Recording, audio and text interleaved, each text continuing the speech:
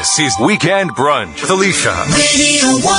A very, very good morning. That was Evelyn King there with Love Come Down on a Saturday morning. Well, you know what? In this hour, I have someone really special joining me on my show, Weekend Brunch. And it's none other than Dr. Kavita Sharma, who's an active contributor to the cause of higher education through her teaching, publications, and the institutions she has been associated with. Welcome to the show, Dr. Sharma. Thank you. Hi, how are you? Very, very good. It's a pleasure that you're here in our studios to today. Be here. Yeah. Now, you started a journey a long, long time back, and today you're the president of South Asian University. You started in 1971. So, Can you please tell us a little bit about your journey? Yes, well, I started teaching in 1971 in Hindu College, of which I'm very proud of. It's an institution in itself, which took part in the freedom struggle. And I'm also very proud of the fact that I wrote a book on Hindu College. Wow. And it has some unique pictures, over 100 years old, which took a long time researching. Mm-hmm. But among the many things that I have written, that I'm really proud of. And 71, I started teaching, but I was an undergrad at Hindu College. I also did my post-graduation, and I was affiliated to Hindu College. It's like Hindu College is the family. Yeah. So from 1969 till 2008, I was at Hindu College. You were also the director of IIC. And 1st August 2008, I left Hindu College to be the director of the India International Center. I was there for 6 years, and then I joined as president of the South Asian University. And coincidence or luck or whatever, I was the first woman to head a co-ed college in Delhi University. Wow. The first woman director of India International Center, and the first woman president of South Asian University. Oh, that's quite an achievement. That's something. I mean, I didn't realize it, but now when I put it together, actually it was the Limca that made me put it together. The Limca put it in the book of records, and I realized, oh yes, that's how it's happened. Yeah. Now, since you are the director of South Asian University, and of course the students coming from different SAC universities coming and studying here, can you just tell us a little more about South Asian University? Well, the idea came from Dr. Manmohan Singh in 2005 when he announced it in one of the SARC summits. And then in 2000, it took about 5 years for it to fructify. Yeah. Professor Gauhar Rizvi, who's currently the advisor to the Bangladesh Prime Minister, he was here as with the Ford Foundation. Mm-hmm. He wrote out the concept note. And in 2010, this university started. Professor Chadha was the first president, and of course he was a very well-known educationist. Yeah. He brought it to the point where we have now 5 faculties and 7 departments. We have over 400 students, and by mandate we have only half from India, and the other half are from the different SAARC countries. The largest contingents come from Bangladesh, Afghanistan. There is a fair amount from Pakistan. Nice. And Nepal. Nepal has a big representation. There are some from Sri Lanka, very few from Bhutan and from Maldives. Once we start some undergraduate courses in the course of a couple of years, then maybe we'll get a greater number from Bhutan and Maldives. That's nice. That's really nice. And of course, the admission system is going on right now. The admission process is going on, and we're going to talk about that with Dr. Sharma. So make sure you don't go anywhere. We have great music coming up on the other side. Aluna George, DJ Snake coming up with...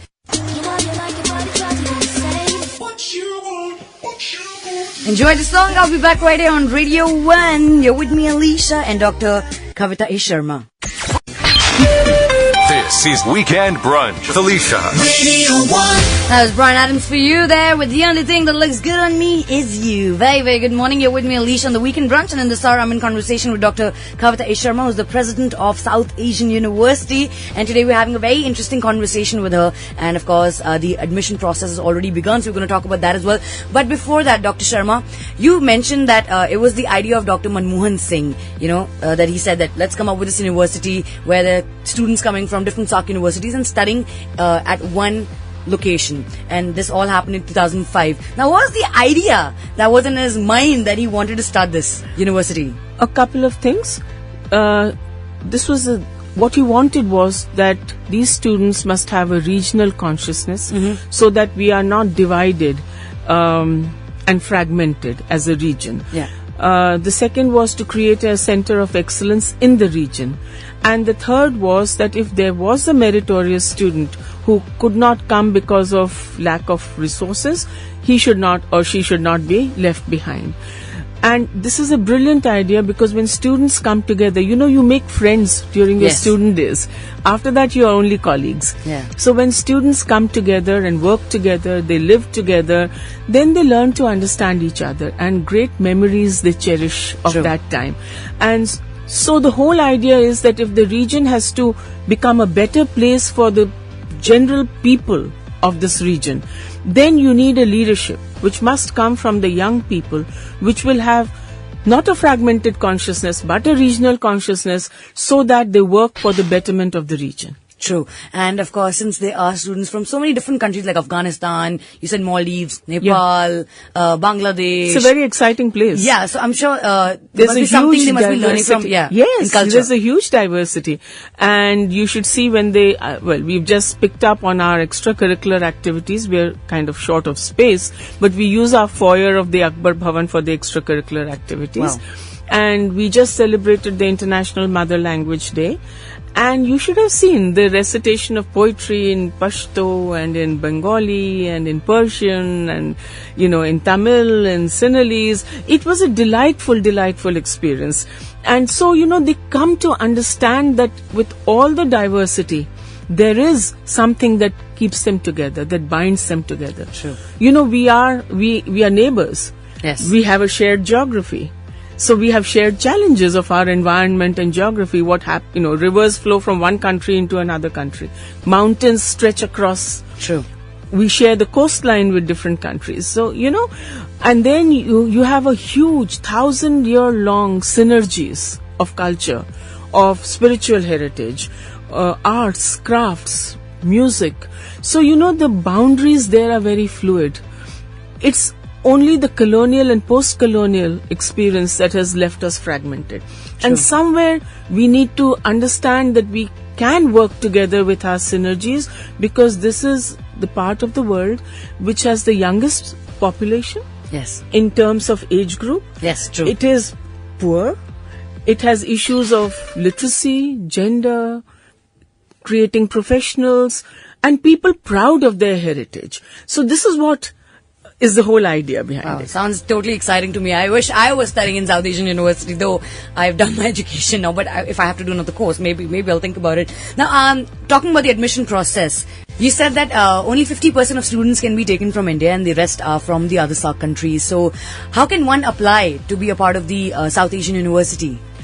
Yeah, right now there are 5 faculties. They are of applied mathematics, biotechnology, computer science, faculties and departments, economics, legal studies, international relations and sociology. All right. And we conduct an entrance exam for postgraduate. Right now we only have postgraduate and MPhil PhD. Mm-hmm.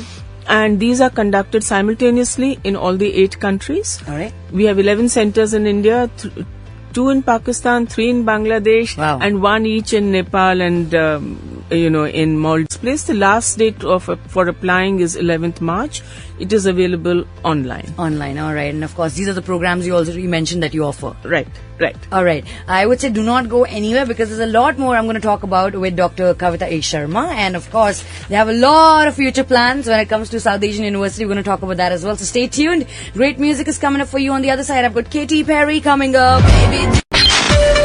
This is Weekend Brunch with Alisha. Radio 1. That was Nickelback there with Rockstar. A very, very good morning. You're back with me, Alisha, and I actually have a true rockstar in every sense sitting in the studio with me, Dr. Kavita Sharma, who has been an active contributor to the cause of higher education through her teaching, publications, and, the institutions she has worked with. And of course, she started a journey in 1971 with Hindu College. Then you were also the director of India International Center. Then finally, you are the president of South Asian University, and everyone knows you're doing a brilliant job there. Now, we already spoke about the admission process. You said the last date is 11th of March, and only 50% of Indians can take admission in this university, and rest are students from other SAARC universities. Now, I also want to ask you, how do you actually promote education in India and in these SAARC countries? Well, by example. Okay. That's the best way you can do it. True. If you set some standards, And I think today you don't need to make people aware that they need higher education. True. Because that awareness has already come. And what we are trying to do is also, the university is going to expand. So we have also started an alumni association. Wow. We have about 4 batches that have gone by, and for the first time 2-3 days ago, the Department of Economics called their alumni for a meet, and it was very heartening to note that they had very happy memories of South Asian universities. Very nice. So that is one way that you actually do it, and as I said, you must set standards of excellence. This area does not lack in universities. What perhaps it needs to pick up is on quality. True. So that is what one should actually do. We've also started, we have a 2-credit program, which is Introduction to South Asia, so that our students learn about the region. We have just seeded, which is I think unique for a university, a think tank within the university. Wow. It's called Institute of South Asian Studies, and we've drawn up guidelines. We've received 4 research proposals. We've sent them out for vetting. One has got rave reviews, so we're going to start on that. That's great. So that's how it spreads. Education is not something that can be done overnight. It spreads gradually as long as you maintain quality, standards, fairness, relevance, it will spread. True. And Dr. Sharma, what are the future plans of South Asian University, if I may ask? Yes, the first one is to create our own campus. And, we have already floated tenders for the first 5 buildings. The boundary wall and site office are done. So we are where going exactly to proceed. will it be situated? This is in Maidan Gadi, near, where the Asola Sanctuary is. All right. So it's right next to that. And we will move ahead. I mean, I will at least try my best, and I'm sure everybody is going to look forward and cooperate in that, in building as much of the campus as is possible in the next 2 or 3 years. Because once you have your own campus, it's a different feel, and then it becomes a university where students are more free to mingle with each other rather than being cramped in this Akbar Bhavan. That is true. So, and new faculties, Faculty of Art and Design, a convention center, Faculty of Humanities, many more departments coming up. So it's going to be a very vibrant place, hopefully. I'm sure, and I hope one day you also have students learning media. Like, things we're doing. Yes, absolutely. You are one of the pillars of the state. Yes, mass communication, which is, I think, the dream of most students today. They all love doing that. Exactly. Yeah. Thank you so much, Dr. Sharma. It was a pleasure having you in the studio, and it was a wonderful conversation that I had here with you. Thank you very much. It was my pleasure once again. And Dr. Sharma, before you leave, I want to ask you, if any of the students wants to be a part of South Asian University, where can they check more about it online? Well, to know more, go to southasianuniversity.org or sau.int. All right, okay. And you will get as much information as you want there. Even for the admission process. Yes. Okay, don't go anywhere. I have great music coming up on the other side. Fine Young Cannibals coming up.